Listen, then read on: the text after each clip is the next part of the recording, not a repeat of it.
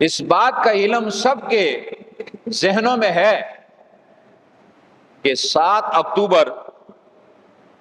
2023 سے لے کر آج تک 40,000 سے زائد مسلمانوں کو فلسطین کی سرزمین پر شہید کر دیا گیا۔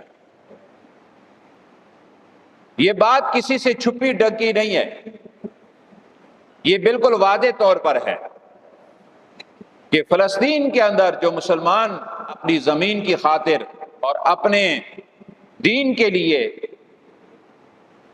قربانیاں دے رہے ہیں اور ان قربانیوں کے ثمر کی وجہ سے آج تک وہ ڈٹے ہوئے ہیں، آج تک وہ وہاں کھڑے ہوئے ہیں۔ اگر فلسطین کے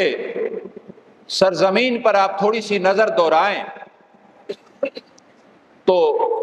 فلسطین کے اندر جو مسلمانوں کی تعداد ہے، اگرچہ وہ اسرائیل کے مقابلے میں بالکل کم ہے، ہتھیاروں کے اعتبار سے دیکھا جائے تو بالکل نہ ہونے کے برابر ہے، دور حاضر کے جو جنگی تقاضے ہیں وہ بھی ان بیچاروں کے پاس نہیں ہیں، لیکن اس کے باوجود بھی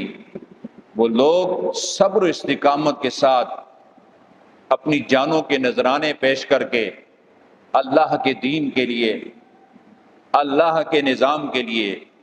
اپنی فلسطینی زمین کے لیے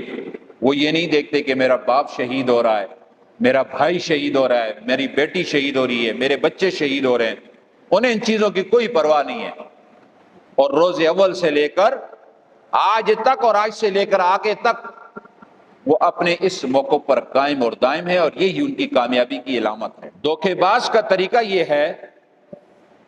یعنی دھوکے باز فراڈی جو ہوتا ہے اس کا طریقہ یہ رہا ہے کہ لوگوں کے سامنے قسمیں کھا کر، جان بوجھ کر وہ لوگوں کے سامنے جھوٹ بولتا ہے تاکہ لوگ اس کے جھوٹ کو سچ سمجھیں، اور مظلوم لوگ جب اس ظالم کی ان قسموں میں اور اس کے فریب میں، اس کے دھوکے میں آ جاتے ہیں تو اس وقت اس پر یقین کر لیتے ہیں اور اس کی بات کو تسلیم کر لیتے ہیں۔ آج بھی جو فلسطین کے اندر اسرائیل جو ظلم اور ستم مسلمانوں پہ کر رہا ہے، اس میں بھی قادیانیت لابی شامل حال ہے،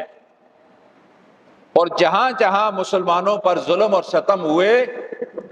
وہاں پر جو ہے ان قادیانیوں نے سازشیں کر کے مسلمانوں کو، اسلام کو اور مسلمانوں کی حکومتوں کو نقصان پہنچایا ہے۔